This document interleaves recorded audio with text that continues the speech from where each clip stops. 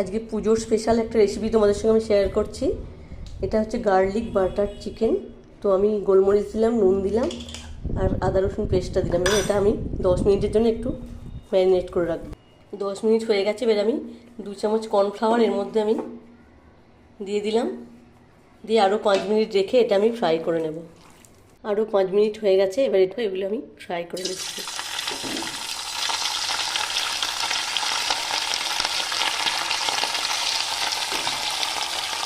ফ্রাইগুলো আমার হয়ে গেছে। এবার দেখো আমি এগুলো নামিয়ে নেব।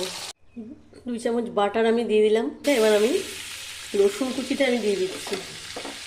রসুন কুচিটা দিয়ে আমাকে ভালো করে একটু ভেজে নিতে হবে। এবার আমি পেঁয়াজ কুচিটা দিয়ে দেবো, কাঁচা লঙ্কা কুচিটা এবার দেবো আমি। এবার ভালো করে এটা একটু ভাজা ভাজা হয়ে গেলে এই কর্নফ্লাওয়ারগুলো জলটা এবার এর মধ্যে দিয়ে দেবো।